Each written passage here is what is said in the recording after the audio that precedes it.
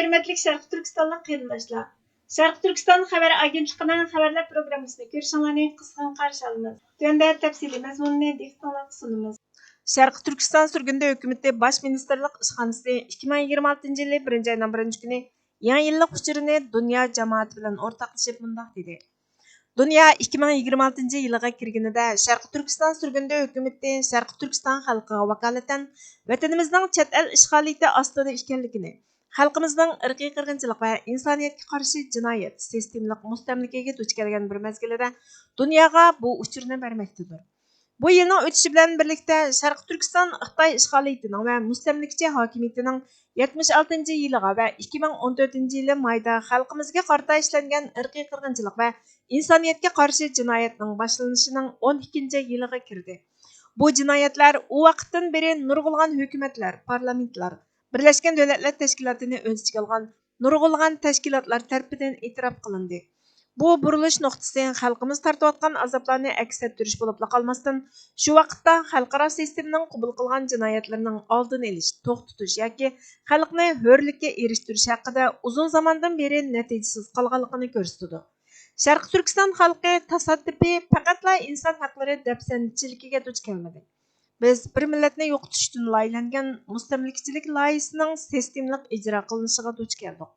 Keng ko'lamda tutib turish, osmonasiya qilish, qul qilish, oilalarni parchalash, tug'mas qilib etish, majburiy bola tushirib etish, jismoniy va kulturni vayron qilish, jismoniy jihatdan shundoqla kulturni vayron qilish, organlarni yig'ib olish, nüfus qurilmasini o'zgartirib etish va keng ko'lamda nazorat qilish vaqtliq tadbir emas, balki mangulik yo'qotish quroli.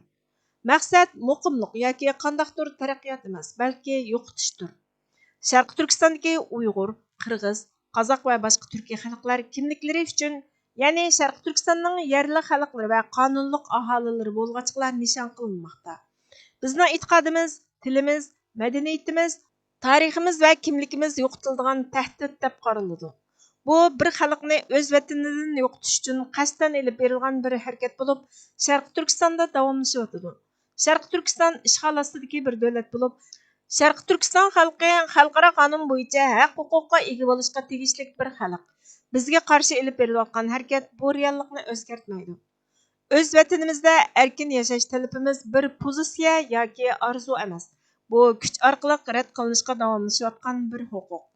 Bu rad qilish mavjudli bo'ladigan bizning ko'rishimiz davomlashadi. Şərqi Türkistan sürgündə hökuməti bevosita Birleşken Devletler Teşkilatı'na şundaq deb murojaat qildiki, 10 yildan ortiq vaqtdan buyon Birleşken Devletler Teşkilatı Şərqi Türkistan'da yuz bergan irqiy qirg'inchilik va insoniyatga qarshi jinoyatlarga aloqador ishonchlik va g'oyat zo'r dalil isbotlarga ega. Dokladlar e'lon qilindi, bayqashlar e'tirof qilindi va andishalar ifodalandi. Shundaqdimi e'tirof qilish qo'g'dash bilan moslashmadi. Hujjatlar to'xtatishni borliqqa keltirmadi. Bu mag'lubiyat jinoyatlarning davomli kontrol qilinmay qolishiga yo'l qo'ydi va xalqaro sistemaning ishonchligiga og'ir darajada ziyon yetkazdi. 2026 yili Birleşken Devletler Teşkilatı Şərqi Türkistondagi vaziyatni sirtqi jihatga inson haqlari masalasi emas, balki irqiy qirg'inchilik, ishg'oliyat va mustamlikadan qutulish masalasi sifatida qarab, davomli va konkret organ harakatini talab qilish orqali bu mag'lubiyatni tuzatishi kerak. Men yana Birleşken Devletler Teşkilatı va uning a'zo davlatlarni Şərqi Türkistanning milliy masalasini, jumladan xalqimizning mustamlikadan qutulish va milliy o'z taqdirini o'zi belgilash huquqi masalasini umumiy majlis, inson haqlari kengashi, aloqador kelishim organlari va barliq muvofiq Birleşken Devletler Teşkilatı'ning mexanizmlari orqali rasmiy o'tirg'i qo'yib hal qilishga chaqiraman.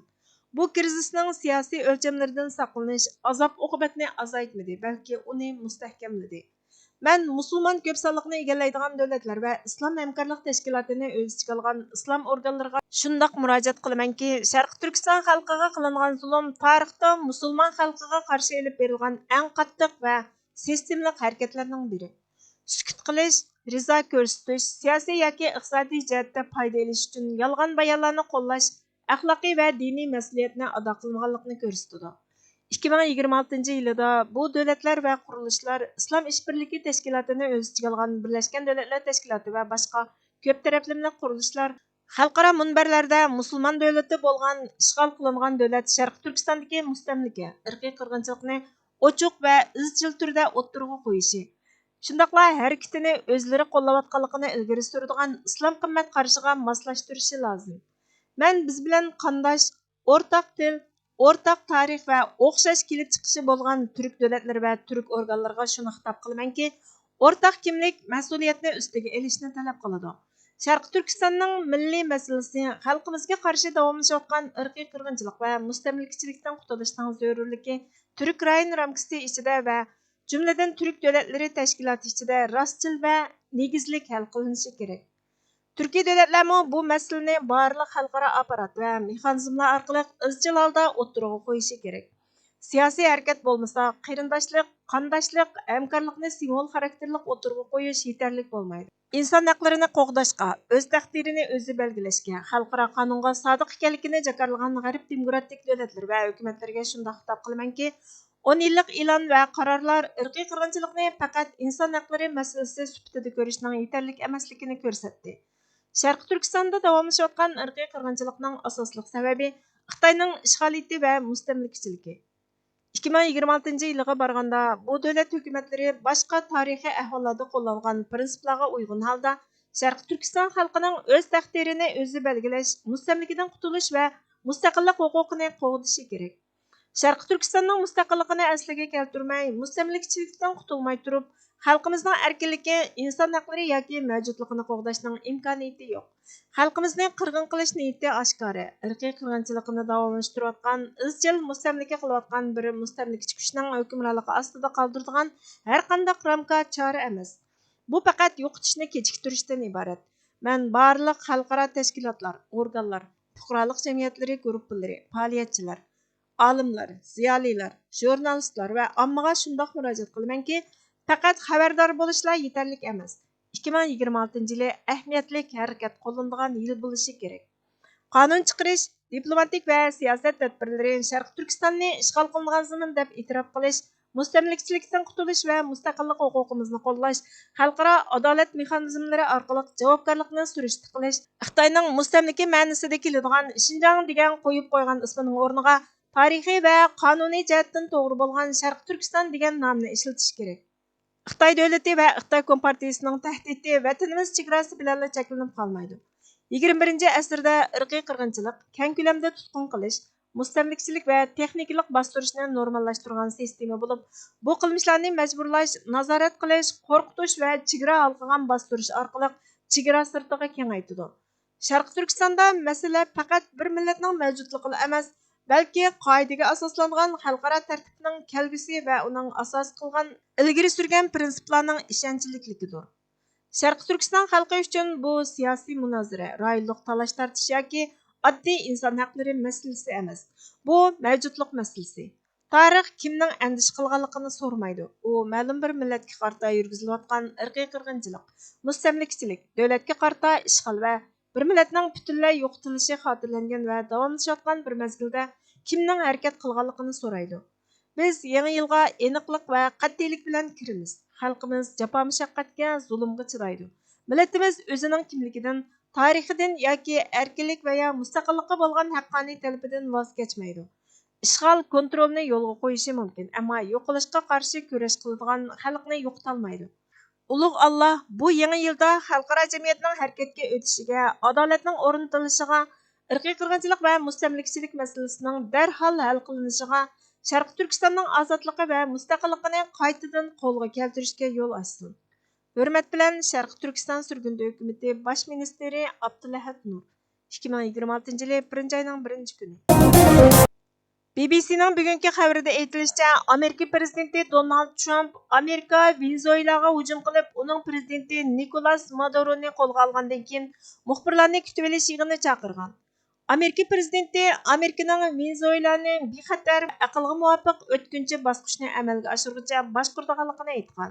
Muxbirlar Venezuelada bu guruhning kimlar bo'ladiganligini so'rganida, Trump davlat ishlari kotibi Marco Rubioning Delsi Rodriguez bilan so'zlashganligini aytgan. Trump yana Amerika neft shirkatlarining Venezuelaning buzilgan ul aslahalarini remont qilib, davlat uchun pul tepishga boshlaydiganligini qo'shimcha qilgan.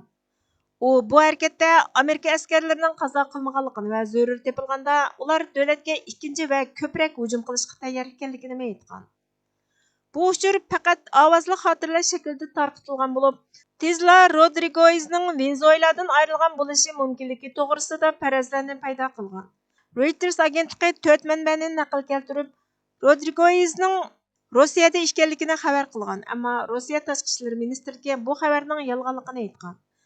Al Jazeera xabar torining bugungi xabarida aytilishicha, Amerika Venezuela prezidenti Nicolas Maduroni qo'lga olganligini e'lon qilishdan bir qancha soat burun Venezuela davlat televiziyasi uning prezident sarayida Xitoy hukumati vakilini qabul qilayotganini tarqatgan. Shubhisizki, mazlum bo'lish kelajakka doir muayyan plan g'oya chiqish qilingan ahvol ostida rais fuqaro bo'lishning qozonini esishqa, qandaqdir tajovuzchining fuqaroligining tamasida uningga qarshi sukut yo'lini tanlashni yo'lliqlashtirishga bahona bo'lolmaydi. Balki mazlum bo'lish ba'zida o'z oldiga bir imtiyozdirki, u insonga zolimni bitchit qilish uchun har turli qarshilikni maydonga keltirish haqqiga ega qiladi. Kollektiv mas'uliyatni har bir shaxs ustidagi majburiyatga aylantirdi. U yana zolimga qarshi vosita tanlab o'tirmasdan har turli qarshilik ko'rsatishni mashrullashtiruvchi salohiyat ato qiladi. Bundaq bir salohiyat yoki imtiyozning kishi uchun o'tmishidan dars chiqarib, bugunida silkinishga, kelajagi va avlodlar uchun chiqish yo'li izlashga undak bo'lishi zarur. Albatta, aksicha holda tajovuzchining hokimiyatini davlatda deb e'tirof qiladigan, u zulm qilmasla bayrog'i ostida xotirjam kun kechirish tamasida uningga bo'lgan samimiyatini ostirdan har turli usullarda ifodalab turishga yaraydigan tutumlarga zo'riqish, bugünkidek qatma-qat qirg'inchilik va osmosiya siyosatlarini yo'lga qo'yayotgan tajovuzchilarning tomir tutishlariga bazlanib berganlik, o'yiniga dastlab berganlik bo'ladi. Buzilgan sukutni rayish fuqarolik tutumlariga almashtirishlar bo'lsa, mayatda tajovuzchi kuchlarning qirg'inchilik yo'q, chegara taqilish mavjud emas. Aloqadan mahrum qo'yish siyosatlarini yurgizmadik deydigan propagandalarni rostga chiqarib berishga xizmat qiladi. Shundaqla bundaq rayish fuqarolik tutumlari zolim tajovuzchilarga qarata men va oilam orasida aloqa ochiqli bo'lsa, bizga chaqilmasanglar zulm va qirg'inchiliklaringlarga qarata ortiq so'zim yo'q ma'nosini bildiradigan ko'z qisish ishoratlarini berishdan boshqa ma'niga jo'ralmaydi. Chunki vaziyat o'ttirda, tutumlarni o'ttirda. Bugungi xabarlarimiz bu yerda oxirlashdi. Bizga vaqt ayirganingiz uchun ko'pdan ko'p rahmat. Kelar qatimki programmamizda ko'rishguncha Allohga omonat bo'lgaysizlar.